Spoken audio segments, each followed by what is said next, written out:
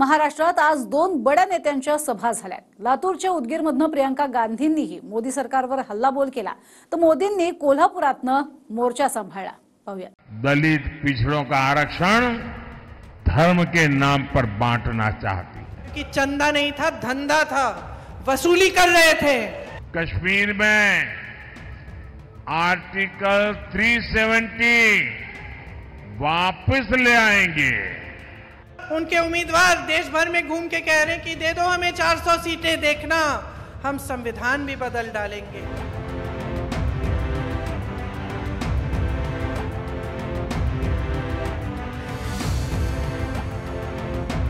महाराष्ट्रात शनिवार पंतप्रधान मोदी आणि प्रियंका गांधींच्या सभेने गाजला। मोदींनी कोल्हापुरात सभा घेतली, तर प्रियंका गांधींची लातूरच्या उदगीरमध्ये सभा झाली।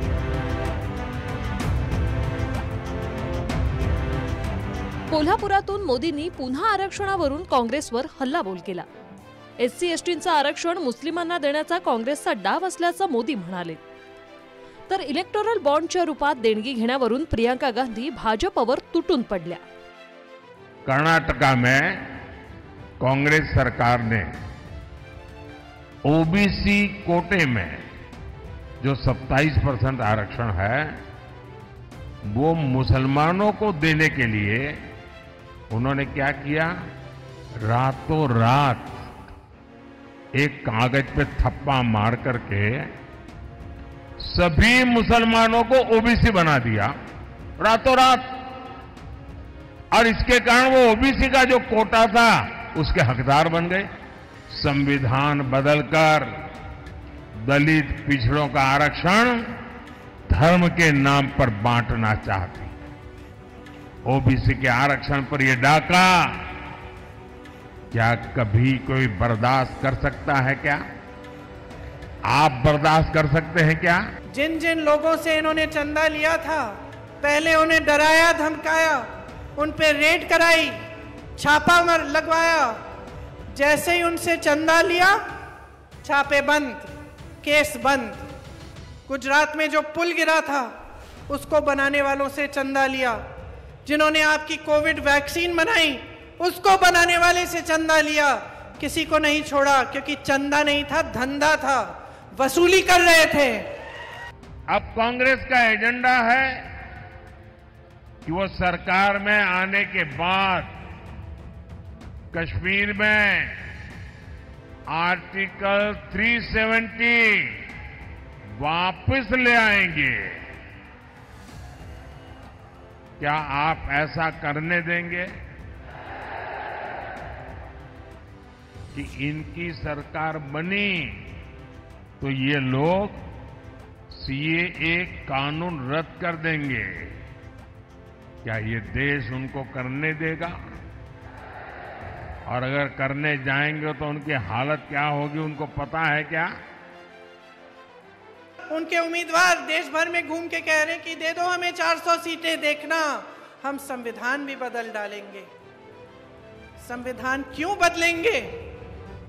किस लिए बदलेंगे? आपके अधिकारों को कमजोर करने के लिए। वो जानते हैं कि ये अधिकार संविधान ने आपको दिए हैं। जब ये बात फैल गई पूरे देश में, मोदी जी को दिखने लगा कि पहले चरण में उनको कम वोट आ रहे हैं, घबरा गए, बौखला गए। फिर आपके सामने हर मीटिंग में कहने लगे कि हम संविधान को नहीं छुएंगे। मैं तो नहीं मानती कि इनकी पार्टी में इनके उम्मीदवार और इनके मंत्री पूरे देश भर में घूम के ये कहेंगे कि हम संविधान को बदल देंगे और नरेंद्र मोदी जी की इजाजत के बिना कहेंगे। मोदी सध्या प्रत्येक सभेत संपत्ती आणि सोनं मंगळसूत्रावरून निशाणा साधत आहे।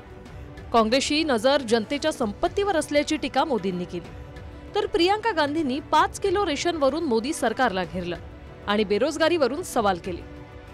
ये कांग्रेस के शाहजादे फॉर्मूला लाए हैं।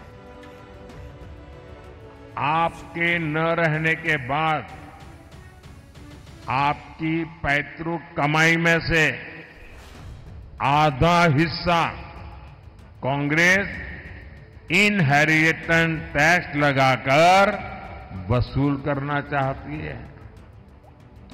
क्या आप अपनी मेहनत करके जो कमाई की है, पाई पाई बचाई है बच्चों के लिए, क्या उससे आप लूटने देंगे क्या? ये कांग्रेस की सरकार जो सपने देखती है उसको पूरा होने देंगे क्या? हर जगह जाके कहते हैं 5 किलो राशन दिया है, 5 किलो राशन दिया है, अच्छा किया है, कम से कम ये तो दिया। लेकिन आपको क्या लगता है कि आपके नौजवान बच्चे जिनको मेहनत से आपने पढ़ाया लिखाया, खेती करके, मजदूरी करके, आज जितना भी गरीब हो परिवार, वो ये चाहता है कि उसका बेटा उसकी बेटी शिक्षित हो, उन्हें रोजगार मिले। क्या इस 5 किलो राशन से आपके बच्चों का भविष्य बनेगा? क्या वो अपने पैरों पे कभी खड़े हो सकेंगे? तो नरेंद्र मोदी जी को ये गलतफहमी कैसे हो गई कि यही काफी है? कोल्हापुरातल्या सभेतून मोदींनी पुन्हा एकदा उद्धव ठाकरेंच्या शिवसेनेचा उल्लेख नकली शिवसेना असा केला। काँग्रेसच्या रणनीतीला ठाकरेंची शिवसेना साथ देत आहे। बाळासाहेबांच्या आत्म्याला किती दुःख होत असेल असं मोदी म्हणाले। इंडी अगाड़ी वोट बैंक की राजनीति में इतना गिर गया है कि शिवाजी महाराज की धरती पर ये औरंगजेब को मानने वालों से जाकर के मिल गए हैं। नकली शिवसेना इन सब एजेंडों में इन लोगों के साथ कंधे से कंधा मिलाकर चल रही है। आज बाला साहब ठाकरे होते तो इनकी ये हरकतें बहुत दुखी करती, और आज भी उनकी आत्मा जहां भी होगी सबसे ज्यादा दुखी उनके इन कारनामों से होती होगी। लातूर आणि कोल्हापुरात तिसऱ्या टप्प्यात 7 मे रोजी मतदान होणार आहे। आता प्रचाराचा धुरळा मराठवाडा आणि पश्चिम महाराष्ट्राच्या दिशेने उडतोय। उदगीरहून महेंद्र जोंधळेसह भूषण पाटील, TV9 मराठी, कोल्हापूर।